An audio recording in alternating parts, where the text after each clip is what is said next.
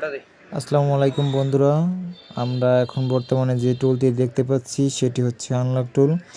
এবং এই মুহূর্তে আমরা যেটি আনলক করব সেটি হচ্ছে Samsung G532F Samsung grand prime plus.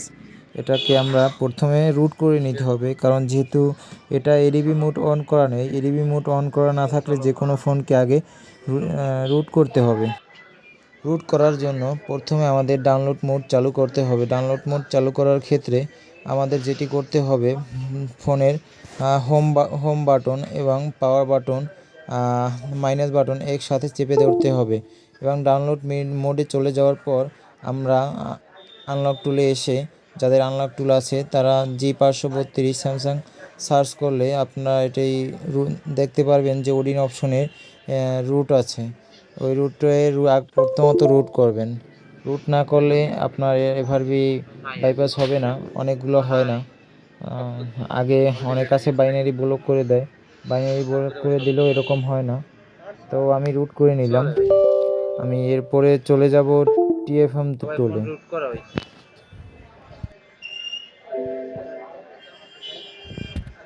আসলে একটু স্লো কাজ করতেছে,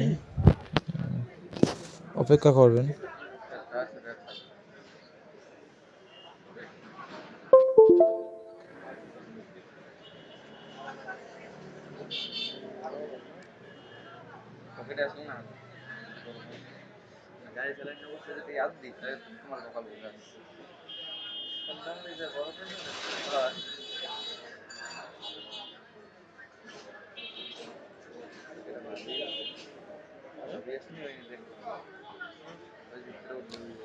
আমরা এই মুহূর্তে চলে যাব টিএফএম টুলে। প্রথমে টিএফএম টুল লগ ইন করতে হবে।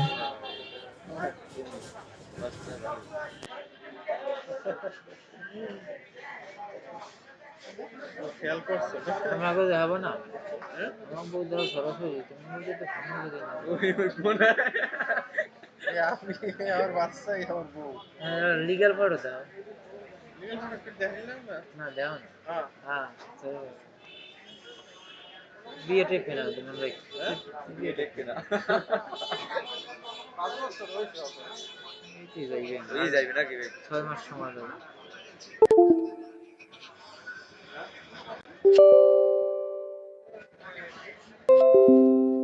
তাহলে তো চলেই যাবে থাকতে চাই যতক্ষণ আসছে না ততক্ষণ থাকবে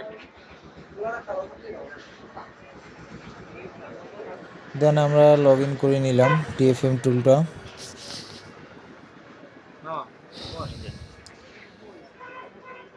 এরপরে আমরা প্রথমত ইউএসবিটি লাগাবো অন অবস্থায় এবং কোনো কিছু প্রেস না করেই।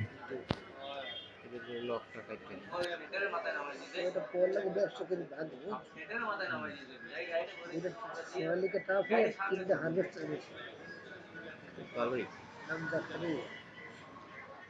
চলে মোটামুটি।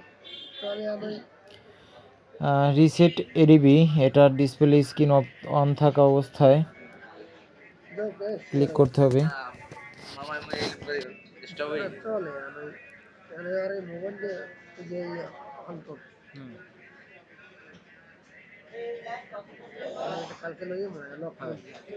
যেহেতু হচ্ছিল না রিসেট এফআরবি 2022 এমটিবি, যেহেতু এটা ওল্ড মডেলের 2022 হয়তো বা হবে। হয়তো সময় লাগতে পারে।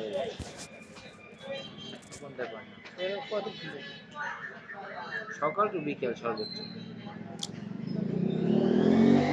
এখানে লেখা আসছে *#0# আসলে এই কোডটি ডায়াল করা লাগে না, কারণ এটা হচ্ছে কি আমি তো আগেই রুট করে নিয়েছি আনলক টুল থেকে, এজন্য লাগবে না। কারণ এটা তো এডিবি মোডের অপশন চালু নাই হোম স্ক্রিনে।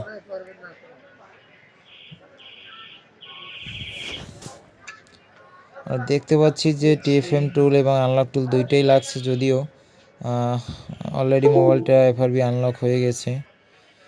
সবাই ভালো থাকবেন, সুস্থ থাকবেন।